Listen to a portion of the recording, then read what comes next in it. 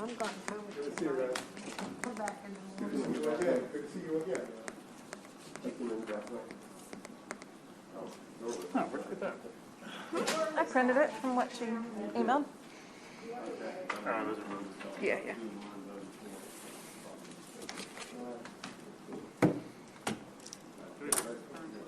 They do.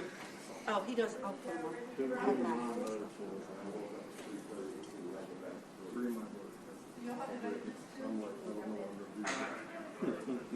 We'll see when we get there. Decision.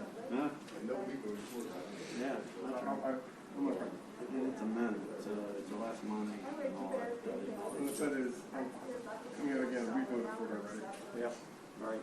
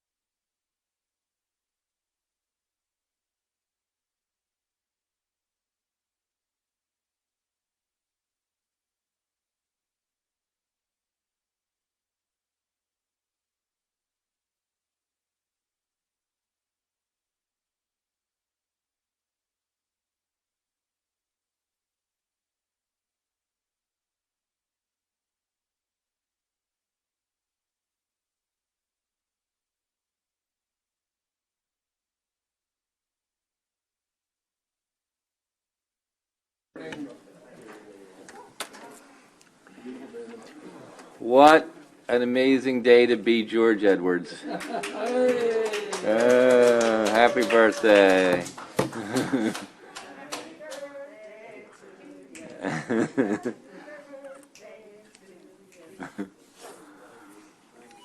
Okay, let's start with the concurs. 102. So Senate Bill 102, these three you don't actually have them yet, but the expectation is that they'll still be in this form, so we're doing kind of a pre-concur. 102 is the preceptor bill. The House amendments to Senate Bill 102 make it identical to House Bill 1252, which you all have already passed. Okay, move to concur. The next two are local bond bill. The next two are local bond bills. The first one's Carroll County. There was that technical error with the paramount issue. Yep. All those in favor of concurring? Okay, and Same issue for Senate Bill 861. This is the St. Mary's Public Facilities all bond. in favor? Very good. All right. Let's move on to House Bill 1311. Okay, House Bill 1311, you do have a cross file of Senate Bill 269, both of which are with this committee.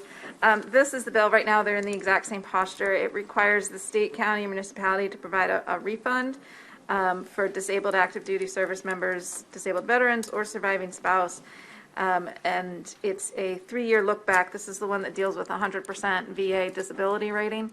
And given the time that it takes the VA to actually officially issue that rating,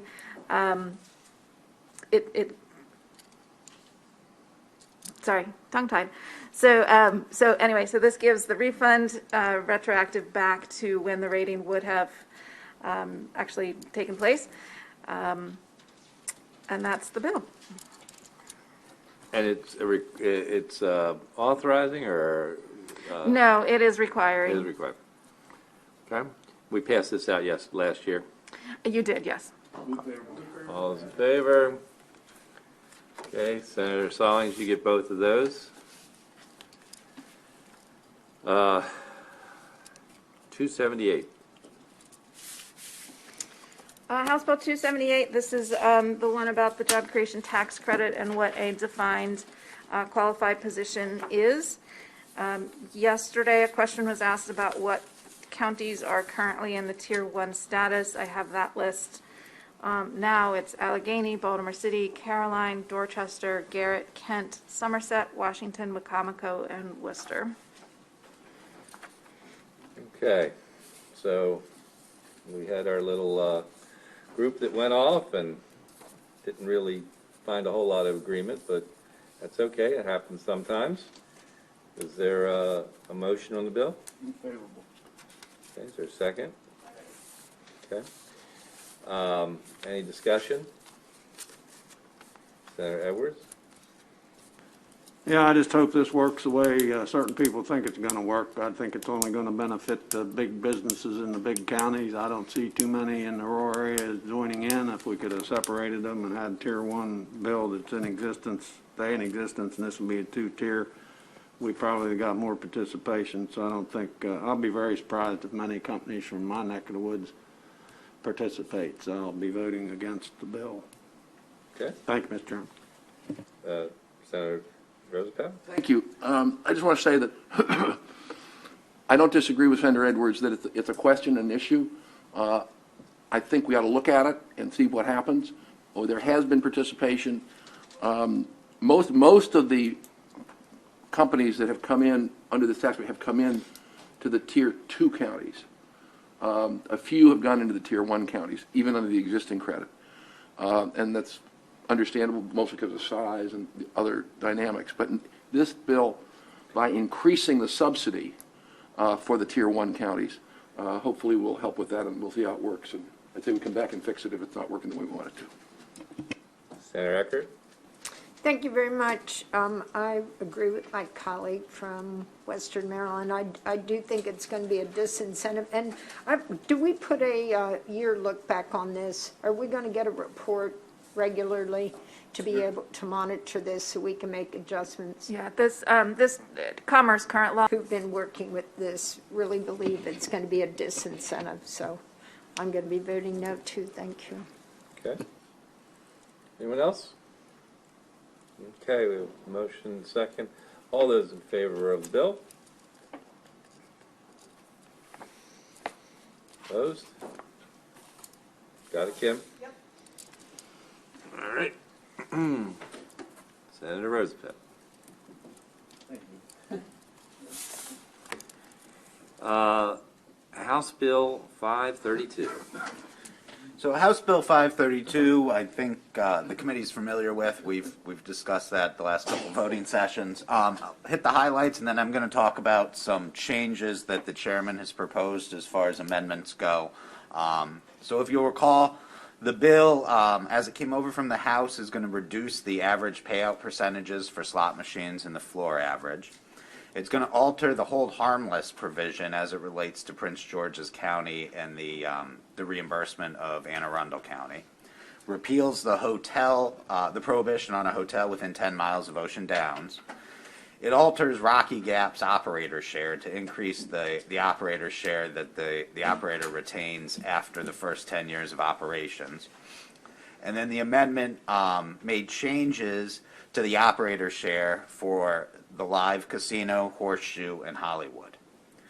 Now, the amendments that the chairman has proposed do a few different things.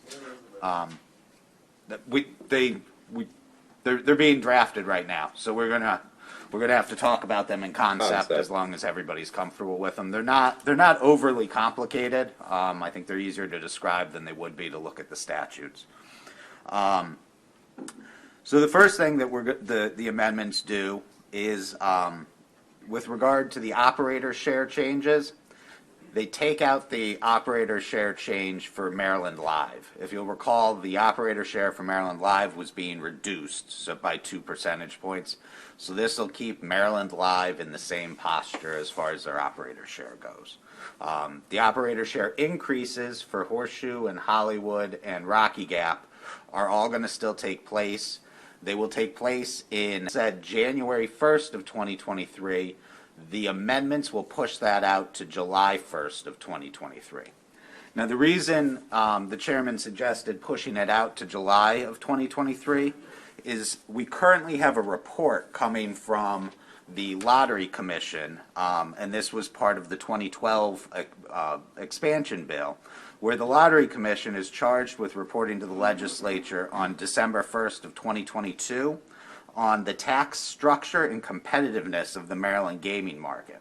We're going to amend that. The amendments are going to amend that reporting requirement to have Lottery look at what's happened with this payout hold change that's happening in the bill. So Lottery's going to report back to the legislature December 1st of 2022 and tell the legislature whether there's more money rolling through the formula as a result of the payout change as a result of those percentage changes to the VLT hold percentage. So that report will come in December 2022, and then the legislature is going to have a full legislative session, the 23 session, to decide whether to let the operator share changes take place based on the money that is hopefully going to be flowing through the formula. So that's one amendment. The next amendment deals with the hold harmless clause as it relates to Prince George's County. If you'll recall, the bill that the House sent over had the hold harmless being paid for by everybody who gets a distribution from the VLT proceeds.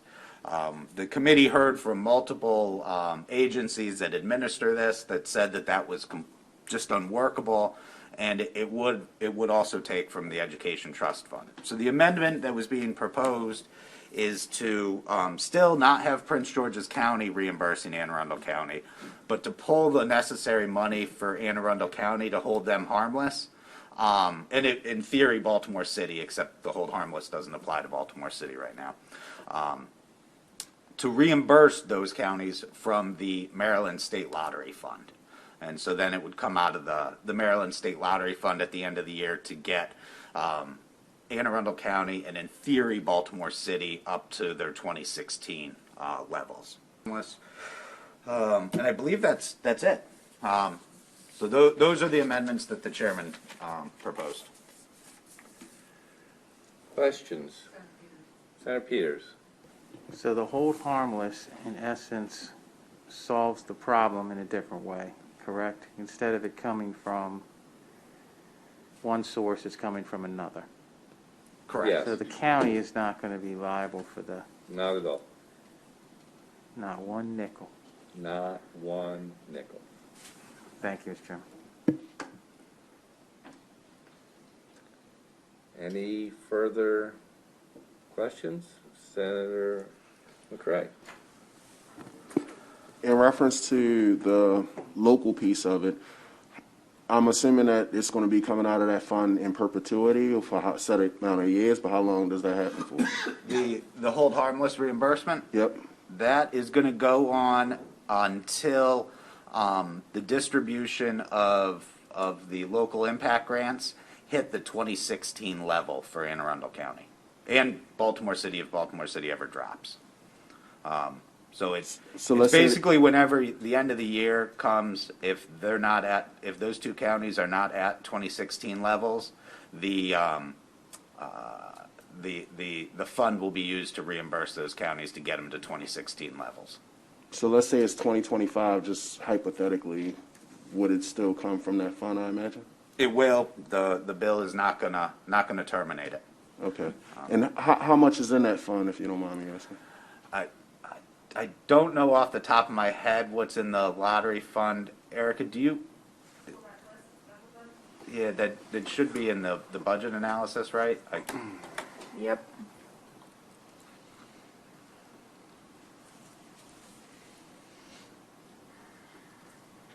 It's going to take me several clicks, so if there's other questions. Those are all my questions. Does this buy us a few years of not having to deal with this, or do we have to come back and Yeah. address it? That's a good question. Feeling, and I've like agonized over this rate chart. It's all over the place. And even after this is done, it's still all over the place. And personally, I think that it needs to be cleaned up. I don't think this is the right time to do it. I do think the right time probably will be, and we're going to have, I think, in the next several years, a discussion about renewal rates for the casinos. And it seems to me that when we do that, we'll have an opportunity to revisit it, and hopefully for the last time.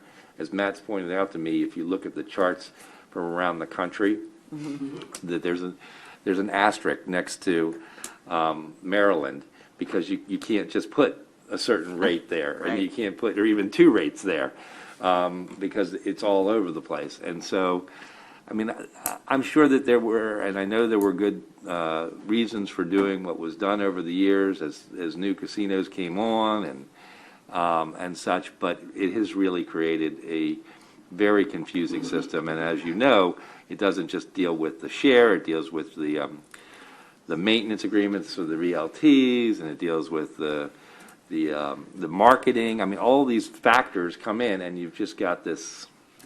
Yeah, it might just be the time to take a look at all of it. I mean, we've done the casinos for a lot of years and really haven't looked much at what they're doing. I mean, not what they're doing, but what the results are. Okay. I think that's right. It's not today, but it is certainly after that study is done. I think this hold issue is a good one to that plays into it all, and then of course, as I said, the renewal when that happens. Okay. Anybody else have any other questions? Okay, so as you have another question?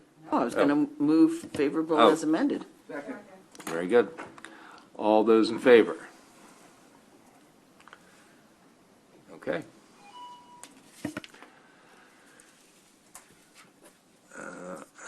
I will take that one.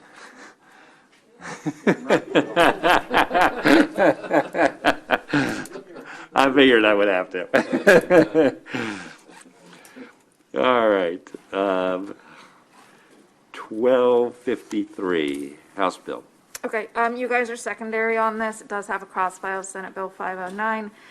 This is the one that establishes the existing Strategic Economic Development Program for Prince George's and Montgomery County. The EHE has amended the House bill to match Senate Bill 509 as it passed the Senate, and yesterday Chairman Pinsky, dealt with the Senate bill on the floor. But this puts it in the exact same posture as the Senate bill currently is. Well, as it was it came Yes. out of the Senate. I'd like to hold this, please. I'm gonna be talking to Senator Pinsky about it, and, but yeah, I'd like to hold it. And I talked to Senator Peters as well, but I'd like to hold it. Okay. All right, Senate Bill 137. Senate Bill 137 is a bill that this committee's secondary on. This one deals with the Maryland Transit Administration and the type of buses that they buy. The bill would require that the Maryland Transit Administration buy zero-emission buses moving forward. The EHE put an amendment on it to allow the administration to buy alternative fuel buses if it turns out that the zero-emission buses are not available. And so it would have the administration or the MDTA moving forward by these more environmentally friendly buses. Senator Zucker? Thank you. Mr. Chairman, my understanding is that, as amended, this is in the same posture as the Climate Solutions Now. This bill also passed out of the Budget and Taxation Committee last year. So I would move favorable as amended. All those in favor? Oh, sorry, yeah? Just had a question, I'm sorry. Sure, I know we're second doing this, right? yes. And he's first. Can I find out the vote that he had? 10 to 1. One app, oh, no, 11-0, excuse me. Okay, thank you. 11-0. Okay, all in favor? Okay. All right. House Bill 507. House Bill 507 is the Clean Water Commerce Act of 2021. Bill's in the same posture as the Senate bill, but the committee just needs the committee just needs the secondary committee's vote on it to take it to the floor. I dare you, George. I just, some guy. All right, so this came out of EHE 11-0. All's in favor? Okay. What else we got? Anything? Nothing? That's everything on my desk. Okay. Any? We're voting today? You mean later? Not at the moment, but we'll see. We are having some discussions with some folks over in the House about sports betting. We'll see how that ultimately comes out, whether or not they'll concur to stuff or we need to actually have a conference. We'll see. What's that? I mean, I there's no question there is a path to success. Yeah.